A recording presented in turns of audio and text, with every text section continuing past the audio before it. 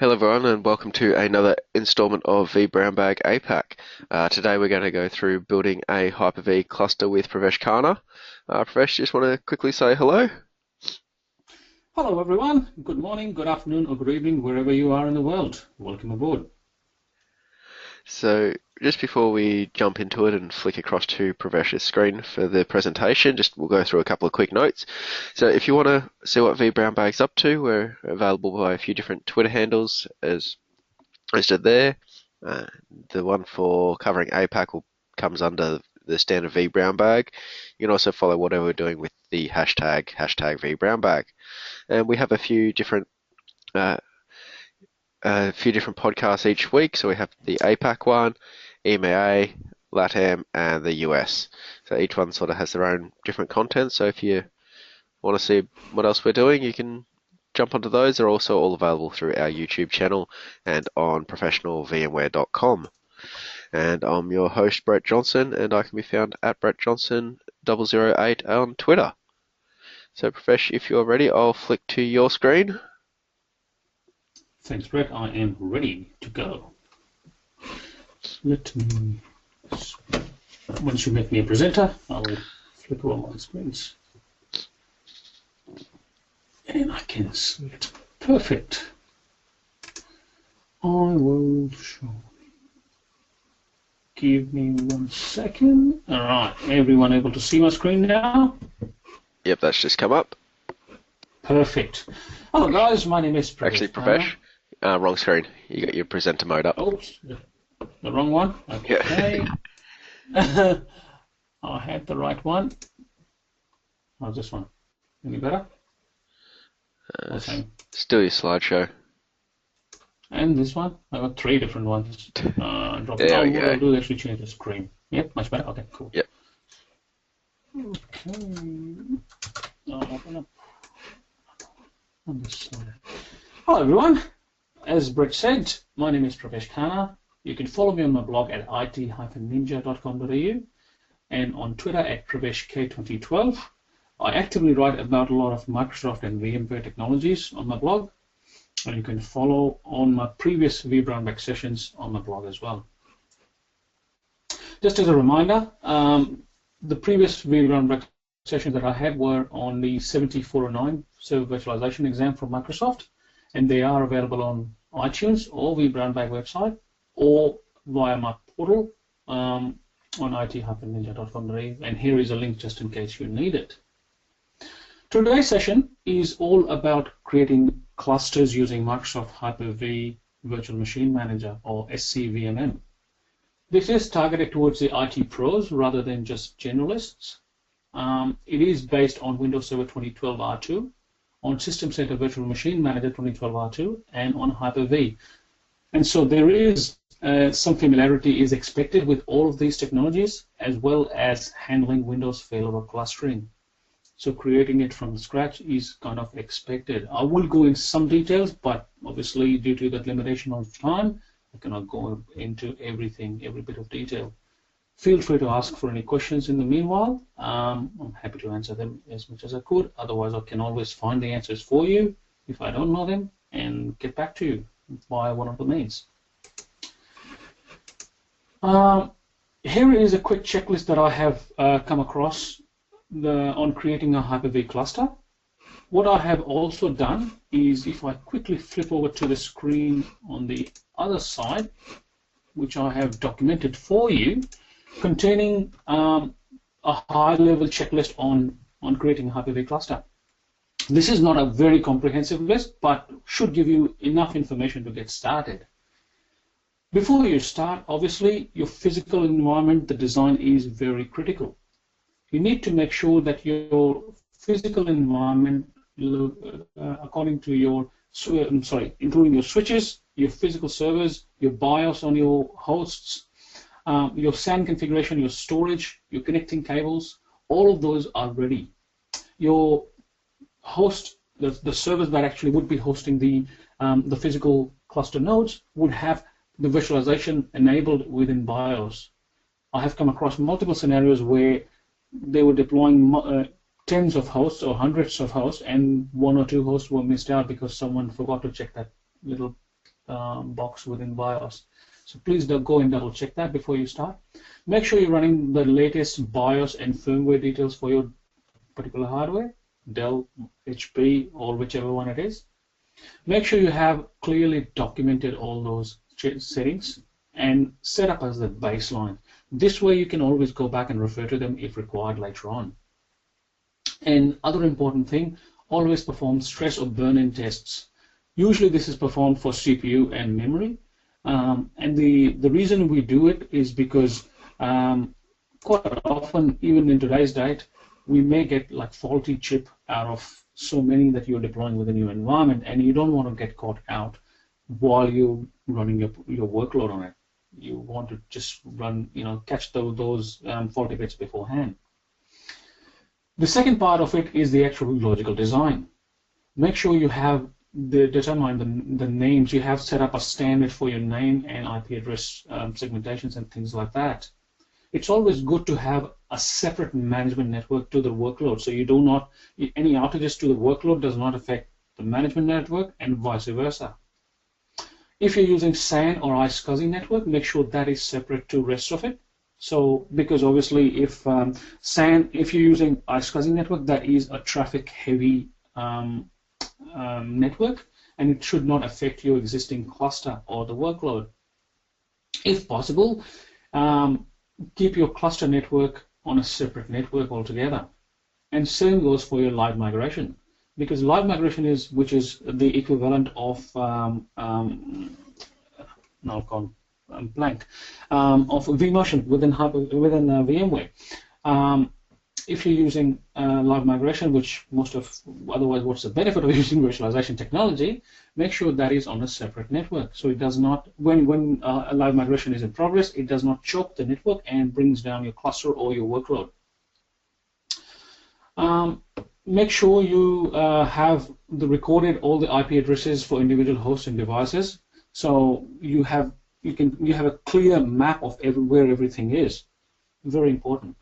And make sure you have documented all these things like before. Other important thing is obviously configuring of the actual servers themselves. So make sure you have the right RAID configuration, if whatever suits within your environment. Typically, you would have a RAID 5 or configuration or a mirrored configuration for your host operating system. So it has the built-in redundancy, and then you would be having your workload sitting on SAN, so it has all built-in redundancies available.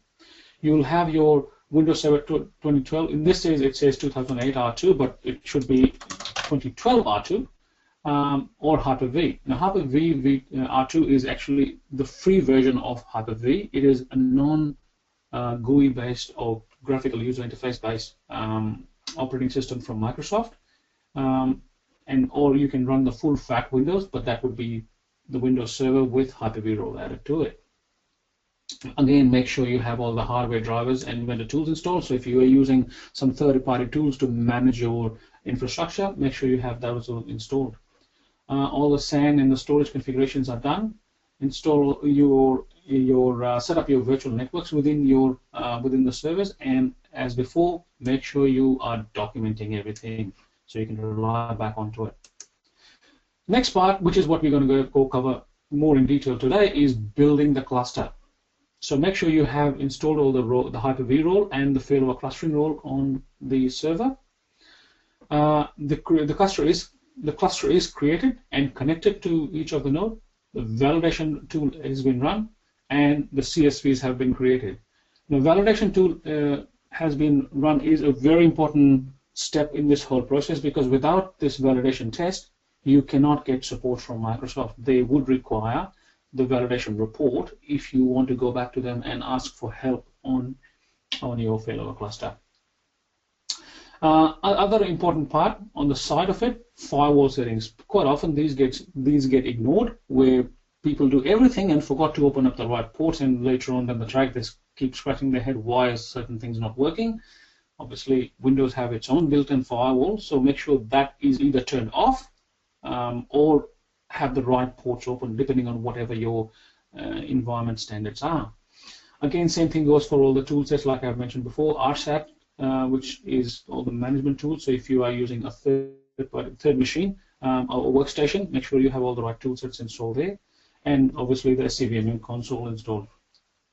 So before we go into too much details on the rest of it, let's jump right into some of the a quick demonstration of my environment, how I have set it up, and I'll show you quickly. First of all, and here it is. And guys, please make sure if you have any questions, prompt, and I'll try to answer them as much as I could. So this is my System Center Virtual Machine Manager 2012 R2 version I have installed here. I have fair few hosts installed onto it, precisely 4. 2 is my physical server, which is actually running all these virtual machines, so I would not be touching it. I'll just leave it alone. These are the 2 Hyper-V hosts 5 and 6 are my virtual machine hosts. So they'll basically be running in a nested environment, and they are clustered already. Hyper-V 7 is the one which we are going to use as a demonstration piece in this demonstration today. On the left, we can see under the demo host group, we have the Hyper-V cluster 1 with the 2 hosts, and they are running all in a healthy state. If I quickly jump onto these hosts to demonstrate it to you, they do have, if I go and remove roles and features and quickly show to you that they do have the right roles installed onto them. I can do it via PowerShell, but I'll rather show you in the GUI. It has a Hyper-V role installed, obviously, and it has the failover clustering role installed on it. What I have also done, if I fire up a failover cluster manager, is this particular cluster has been built outside of Virtual Machine Manager and then added into it. So the cluster itself has no roles running at the moment. Actually, there should be, yeah, there is none running on it. I thought I had one, but I deleted it. As you can see, they have the 2 Hyper-V 5 and Hyper-V 6. It has a cluster shared volume attached to it. Now, one thing I like to do all the time is name my resources in the right way. So my disks, for example, would be named after cluster and then whatever the cluster shared volume it would be. For people who have attended my first sessions, I have gone into great detail about what cluster shared volume is, so please refer to that. But in a very, very short summary, it is like a shared volume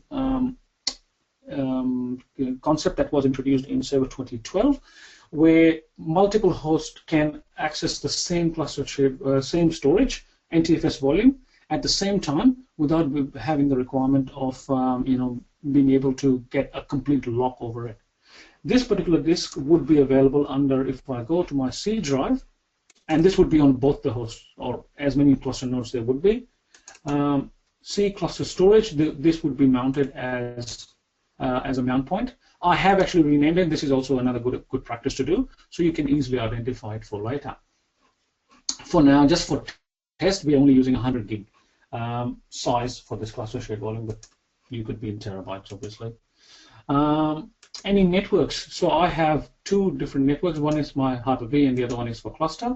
And I have dedicated that for one of them just for cluster only, and the other one for cluster and clients. So in other words, anything external of the cluster can access this network using this Hyper-V network.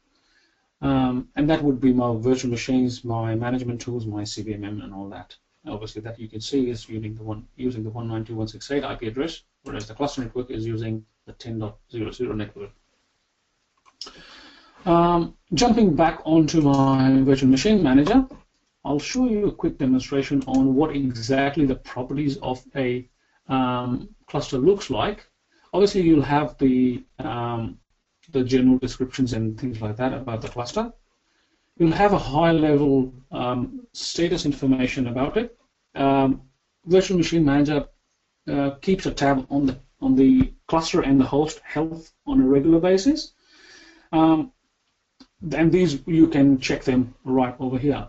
At any time, if you want, you can actually go and refresh it, and I'll show you in a minute how you can do it. I have actually run the cluster validation using the Virtual Machine Manager, and I can actually always click on the link to open it up and see what is wrong with you. And given that this is a demo environment, I'm not too much fussed what is wrong with it, but in your real environment, obviously, you need to have all these things, or most of them as green ticks rather than these yellow exclamation marks. And I know most of them would be talking about is you do not have done things in a certain way, because obviously it's a demo environment and a lab environment. So please make sure of that within your space. The other thing what we can do is I have, and I'll show you this in some down the track. I have actually added a nice SCSI storage to this virtual machine manager, and I can now add that to in here if I want to. So there is a 200 gig disk available that I can assign to this cluster. I won't do it now. I'll do it to the other host later on. If I have any file share storage, I can add it here, which I don't, so I'll just leave it blank. Any shared volumes, which I have already added, the one that I just showed you before, which is already added to the cluster, is now available here and is visible. You can get, and that 200 gig disk is also available to be added if you want to be. The other interesting thing is the virtual switches. Now, virtual switches, again, something that I have discussed in more detail in my previous demonstration, so please go and visit them. You can actually add them. These are like the equivalent of vDistributed switches. So you actually apply, set up the settings in a centralized manner onto virtual machine manager, and then push out those settings to individual hosts, and those would be created automatically for you. You can even save some custom properties. So if you want to save some custom information like your business units, for example, or any other reporting requirements that you may have, or if you have been given some requirement by Microsoft that you want to put those details in, or run certain script based on certain parameters, those things can be created and added in here within a custom property of the cluster, and same thing can be done for every host. Talking about the storage earlier on, I have added these 3 different disks within the within my virtual machine manager using my Windows iSCSI NAS device, which you can see here. Obviously, you can create multiple tiering, gold, bronze, silver. I have created a 3rd one called iSCSI.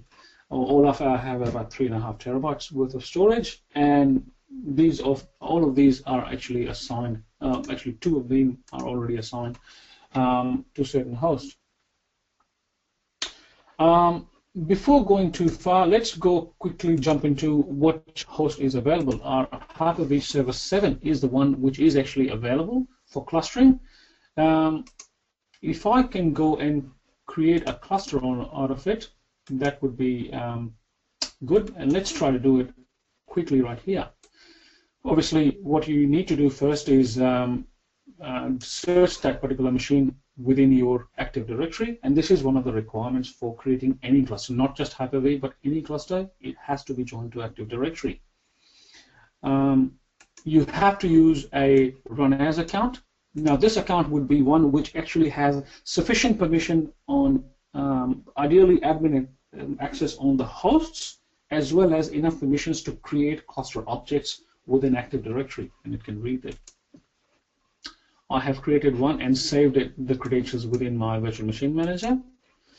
I will type in the host name, which is that, and I will actually quickly search it within the Active Directory. Now, because this is already added, it will just come up with a big red X, and I'm waiting for it to come up. I'm trying to do this as a quick demonstration for you. And it will take time and then eventually bomb out. So instead of wasting time, let's go and show you how to create a cluster and then import it within Virtual Machine Manager. So here is this particular host that I was talking about, which I just demonstrated to you. And within the server manager, oh, by the way, I have actually assigned the disks to this particular cluster, but I haven't run a scan on it. So if I CSI CPL, which will start up my iSCSI initiator, Let me see if I can quickly connect to it. Oh yes, I can. And there is a 500 gig disk available to it as well. It is a roll-on, it hasn't done anything to it. So I'll just bring it online, configure it, and give it a second. Initialize disk. And now MBR or GPT, if you're using a more than 2 terabyte line, always have to use GPT, otherwise MBR is good enough. So in this case, it's only 500 gig. I'll leave it to MBR and just leave it there. Now proceed over to the cluster side, which is my fellow cluster manager, under my server manager. I will again need to have enough access onto Active Directory to be able to create computer objects. Unless I do that, the cluster creation would fail. On the right hand side, you can click on that create cluster part. Most of you guys may already be familiar with this thing, but I'll just quickly show this to you for people who don't know this. You have to provide in the node names. In this case, I only have one because I'm just demonstrating it to you. I've already created a 2-node cluster before, which I showed to you. Again, it is asking you to run the validation. I know that the validation would run, but it will skip a lot of them because it's only a single node cluster. And to save everyone's time, I will say no for now and proceed next with it. Next, you would be required to type in the cluster name. So if I go CLU002, and very important thing, make sure you copy or take a note of this cluster name. I have been caught out where my host name has only 1 0 and my cluster name has 2 zeros in the name, and I have gone into Virtual Machine Manager, try to search for it, and then 10 minutes later I'm still scratching my head, what's going wrong? It turns out I'm just missing a 0. So very important thing. You have to assign it a static name. I'll just pick up AIP randomly just to see whatever is available. Make sure before you assign it,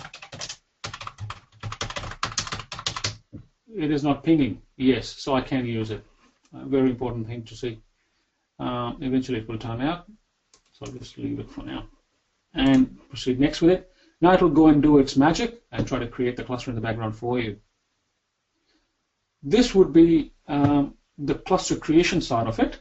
The next you need to do is actually configuring of the disk that we had, the 500 gig disk that we had assigned to this node before.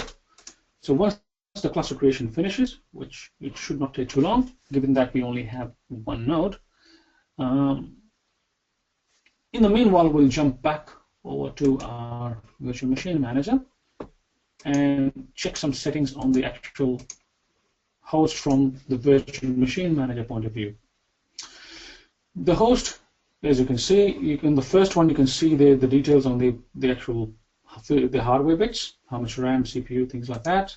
Any status, everything is looking green, so fine from that side of it. Go through the hardware configuration. Yep, we are looking good. We haven't assigned any logical networks yet, which we will do later on. Any virtual machine parts, or if you want to set up a state, which is what we will do later on, is I want to save all my virtual machines into C cluster storage, and one of those, the cluster shared volumes that I had created before. The reason being that that virtual machine is then portable. It can be moved without disruption to another node. And obviously then I'm using most of my iSCSI storage rather than my high latency local storage. So that is another idea. Any reservations that you want to put onto this host, you can define here, but I'm not going to do that at the moment because the virtual machine manager hasn't gone through and seen that new disks that have been assigned to it. It's not showing as an iSCSI array yet. It will do that later on. Again, any virtual switches that I have created, I can add them here, which I'll do in a minute. Any migration, I haven't turned the live migration on yet. Again, something I'll do later on. And any, at the moment it's running on the default placement paths. For any maintenance windows, you can add them here. and I haven't defined them in my environment because there is no real need. But for example, Sunday 10 p.m. to 12 p.m. you assign as a window, and that means this server can be rebooted and it can be managed, many maintenance that can be required on this host can be done during this time automatically using the virtual machine manager. And like before, any custom properties that you want to save, you can create them here. We'll go back quickly and see how our cluster is doing, and it looks like it is done. So we'll quickly go in and configure the rest of it. Hyper-V cluster 2. As we know, there are no rules running on it yet. There's only one node, and it hasn't added any disk yet. So let's go and quickly add that 500 gig disk, and there we go, 500 got added. Always a good practice to rename it. That's why I copied the name underscore CSV001. So that way I can figure it out straight away. Now, one thing you will see is if you go back to the C drive, that one will, this particular disk will be mounted as volume 1 in C cluster storage. Haven't been done yet because the question, this is a trick question for everyone. Why is that not done yet? Because I haven't added it to cluster shared volume. If I do it now, which is just by right-clicking to the disk, add to cluster shared volume, and in a second it will become available. Oops, it's complaining about something. Let's see what it is. Because it is not suitable, it does not have any partitions, or obviously I haven't actually formatted it. So let's do a quick formatting of the disk. I would not assign any raw errors. And this is one thing that I mentioned before. Hardware preparation is very important, guys, in that checklist. And as you can see, I failed to prepare means I prepared to fail. That particular disk wasn't formatted. One little small glitch, but it could mean a lot within your in your preparation time if you've been on your project timelines. CS30002, and I'll always format the disk with 64K. That is a recommended one if you're hosting virtual machines on it. Will take 30 seconds to do it, and that's fine. It will give you some, because I have jumped the gun, and that's why I'm getting all these errors. It's all perfectly okay. If I go back and try to add it again, add to cluster shared storage. Oops, no. You know what? I'll do it the long way, which is remove, and then try to do it again. Bring it online. Format 64K. Leave everything default. Yes, and now it should work straight away. Another example, like I showed before. Simple stuff, but saves your time later on. And it's ready now. So if I go back and go add disk, it's available. Perfect. Add to cluster shared volume, and within seconds it will be available now. And as I promised, in C cluster storage, it is actually marked as volume 1. So what I will do here quickly is rename as CS30001, apply, just so I'm able to identify it easily, and I'll do the same here too, CS30001. Now always do this part, the renaming of the mount point. Please make a note of this. Always do it while the disk is empty. Do not do it once you have the workload hosted on it, because this will cause failure on those virtual machines. So this is the preparation steps before you put any workload onto this thing. All right. Any network settings that you have, configure them right now. Now it looks like I have to. Yep, looks like they are configured correctly. I'll just have to rename them. Hyper-V, and this one would be my cluster. Done. I am ready. Now let's jump back onto my Win Server 001, which is my virtual machine manager. And now what I'll try to do is actually add this or import this particular cluster into my virtual machine manager. Now remember, we're using the host. It should have enough access. In my case, it has. Always use the cluster name now because we already have added the host, and that will result in things turning out. And there you go. I'll paste it, makes it easy. And give it 20 seconds. There you go. Now, this can sometimes fail, and the reason being, if I jump back and show you the name, the roles, oops, the clusters.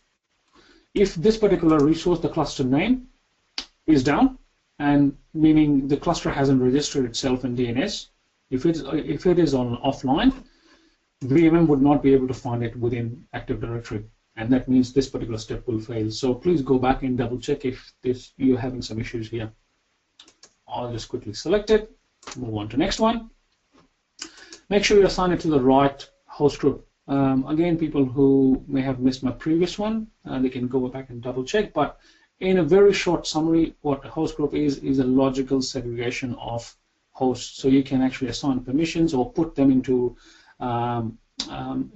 logical groups, similar to what you have in vCenter, which is data center. Not exactly the same, but similar concept, where similar looking hosts are placed into one logical unit. For example, there are production hosts and lab hosts, production hosts or DR hosts, things like that. This means the workload can be easily transferred between them, and you can have the live migration with a seamless live migration between the hosts within the same same host group.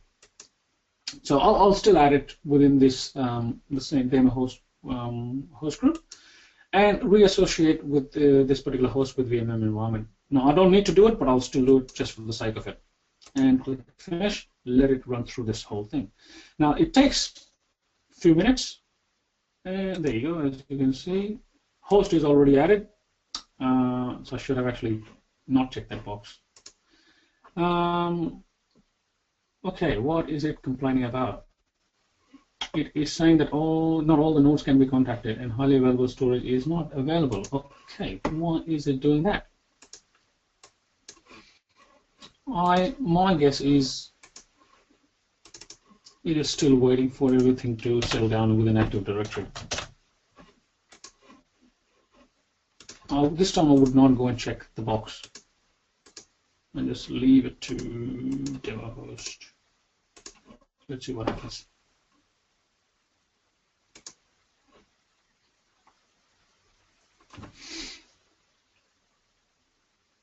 All right, I'm pretty sure this one would work. The host is already added, so that's why it's failing. Yes. The cluster hasn't been, so that would get added, I'm pretty sure. And it will take a few minutes. In the meanwhile, I'll also show you with regards to adding and this is the step I would do next, adding any virtual switches. I have already added one, but what I'll do is show you exactly where I added those virtual switches to this particular cluster. I actually went within each individual cluster node and went to the virtual switches tab, added the new, click on the new virtual switch and clicked on the new logical switch. So I have created a logical switch. Now these ones would be the only ones that are available, and you have already created them beforehand. You have to choose which particular adapter or adapters this logical switch would bind to, and any uplink port profile that you need to assign it to. Now in my environment, I only have single individual NICs, but in an ideal environment, you'll have a teamed environment, a teamed setup for network cards. What you would do in that case is create a teamed environment from over here. So you can add those adapters and create using those virtual network adapters. You'll actually create a teamed adapter out of it. That's where you have the built-in redundancy within your environment. And as I said before, looks like the host has been added. It says job failed because that's what the previous job had, adding the host itself, but the cluster itself is now available. It's overcommitted, obviously, because it doesn't have enough RAM onto it. As I mentioned before, the cluster validation has not been run. I can run it now. So what I'll do is quickly kick it off, click the cluster validation by just right-clicking and validate cluster. It's running in the background. I'll let it run. And in the meanwhile, I will show you what is available. Any available storage? Well, I can create any new logical unit, which in this case I don't have. But if I had more of those disks available, I can add them here. Shared volume, you can see now, it is that 500 gig that we had added before. We haven't created any virtual switches, but let's go and do it now. So if I go properties on the actual host and virtual switches, I'll create a new logical switch and pick up the right network card. In this case, it would be the workload, and I will click OK. Now this will go ahead and cause some disruption on that workload network. So ideally, you would not be using this. This particular cluster would not be in any in service. There was one other thing that I wanted to show you and that was adding workload to this particular cluster. So I know Hyper-V cluster 2 is still being validated and all that. What I can do in the meanwhile is actually create a workload, a demo workload onto cluster 1. So what I will do is quickly jump to the VM and services tab, or workspace, which is the right term for it. And I'll create a service or a virtual machine. Now, service is more like a collection of virtual machines. So if you have a web server with a middleware and a database layer, like 3 different virtual machines, you can add that as a service. That means restarting it would be the 3 virtual machines or multiple virtual machines would be treated as one container. Restarting the whole thing would be restarted in a given pattern. So, for example, in this case, your SQL services or your database would come online first, then your middleware, then your web services, and the failover would happen in that same order, or in the reverse order, I should say. And that's what a service would be. In this case, I'm creating a virtual machine. I have a test one, but let me create another one just for this demonstration. I can use an existing virtual machine, which I have, a Windows 7 machine or any of them. But what I'll do is actually, instead of using that, which would take forever because obviously it's like about 60 gig in size and that would get uploaded to the cluster shared volume, I'll create a blank one for now. Customize demo PC001 and generation 1 or generation 2. Again, to get more details on Gen 1, Gen 2 VMs, please refer to my previous posts or on my blog or previous presentations within vBrownbag, where I've discussed in detail about what they are. You'll have to actually provide what kind of capability you are running within your cloud. Now, at the moment, we haven't configured cloud. We'll do that in a later demonstration. But essentially, if you are running a heterogeneous environment, not just Hyper-V, you can actually use Virtual Machine Manager to manage your Xen servers or ESX servers. In my environment, I'm using only Hyper-V for now, so I'll just click on Hyper-V. Any extra processors that you want to assign, I'll just go 2 processors with 512 worth of RAM. Fixed or dynamic, so what, thin provision, thick provision, that's the answer. If you have already got a templated virtual hard disk, you can attach that here right now. I always like to name them as OS rather than just disk 1. Oh, not disk. One day I'll know how to spell.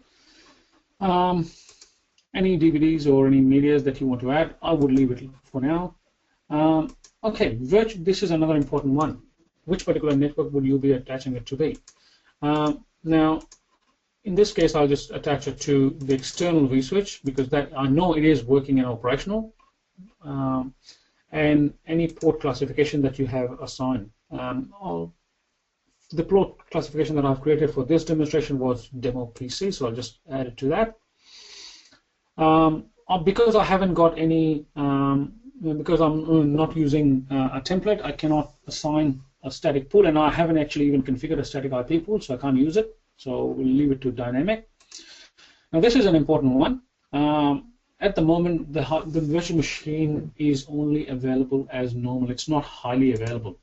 You have to make it highly available. That means it would be sitting on C cluster storage. Another thing over here is availability set. Now, availability set is more like a tag that you would put on to a virtual machine, which will indicate to the virtual machine manager and the underlying host that this machine has to be available, and it can and it is working in conjunction with other virtual machines. So, for example, you will have 2 domain controllers. How would you make sure that they are not all, hosted onto one host? Which means if that particular host dies, your whole domain controller environment is dead. So, availability set is the same concept where you would go ahead and apply those settings, and then the virtual machine manager will ensure that not all the sections within availability set are rebooted at the same time or non-available at the same time. At the moment, secure boot is enabled. That is a feature for Windows 8.1 and 2012 R2 onwards. I'll just leave it as normal. Any priorities or reservations that you want to put in for this VM, you can put here. Any NUMA node settings that you want to do, again, you can perform here. I'll just leave them as default. And same for the memory weight. In fact, I can actually, once I have created this particular VM, I can save these details as hardware profiles and with the VM profile, and then later on I can use that to clone those virtual machines and create them in a much quicker way than I'm doing right now.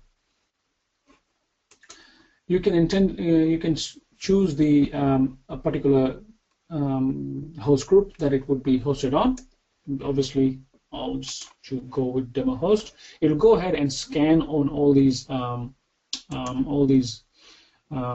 hosts that are available, and then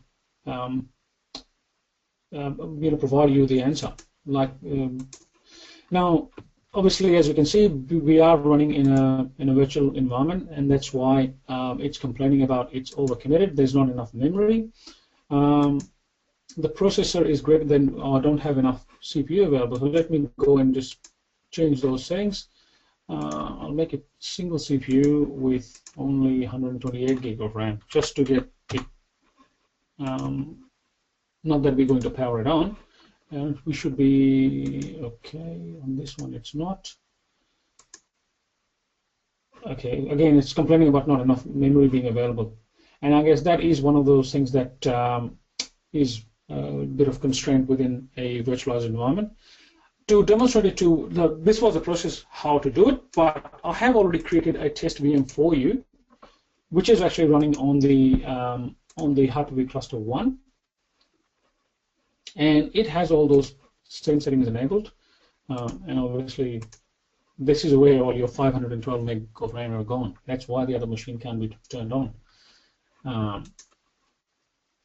And the machine itself at the moment is not highly available, and that's one of those things. Availability is normal, so I'll have to make this one is highly available.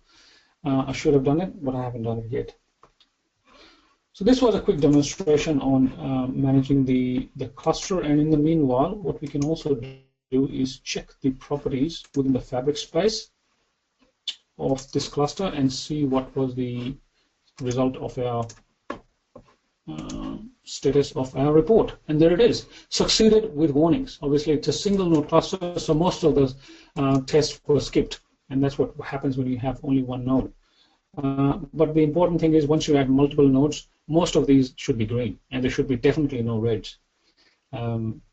Before you get any support from Microsoft, you have to go and fix them. And they are coming green here because they have been skipped. I know it from experience. So this was a quick demonstration on how to create a Hyper-V cluster outside of Virtual Machine Manager, and you can do the same thing within the Virtual Machine Manager using create Hyper-V cluster option. The process would be pretty much similar. It will ask you to run the validation. It will ask you to add those extra disks to it, but you'll still need to go back and configure a few things within the failover cluster manager. So that's why I chose the path of demonstrating to you via the failover cluster manager rather than just do it from here. But overall, the process would be quite similar. So here was a quick demonstration on creating the failover cluster for Hyper-V. This is the time where I would like to ask for, invite any questions that you guys may have. Jumping back onto my presentation, which is, I believe, that one. No, wrong window.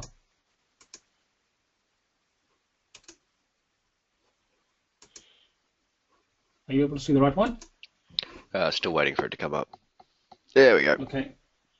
Better. Okay.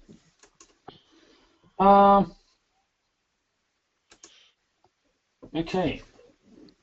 This was some of the details on Virtual Machine Managers for people who have missed out. So I have just put them here, but they can always refer back to my previous demonstrations where I have gone into a lot more details about these things. Again, a lot more useful links and study resources that you would want to refer to for not only for this particular demonstration, but anything with Windows Server or Hyper-V. Make sure you can get onto the practice labs. Microsoft Virtual Academy is a good place to actually go through and read a lot about these demonstrations. Always, if you want to set up a lab environment for yourself, download a copy of Windows 2012 R2 evaluation from the above link. Same for the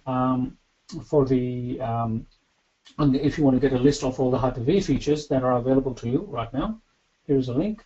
And or this is the TechNet article that I've mentioned here. It is for 2008, but a lot of those points mentioned here are actually valid for 2012 R2 as well.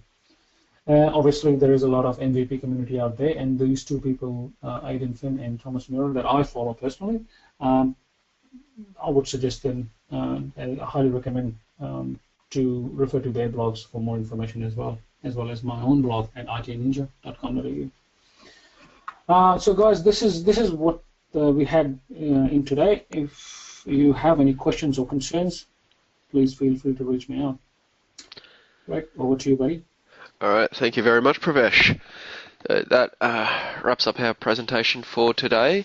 So again, if you want to follow Pravesh on Twitter or ask him any questions, I'll just flick, if you can just flick back to his original slide, because that's got your handle on it, doesn't it? Yeah, that's what I'm doing right now. Yep.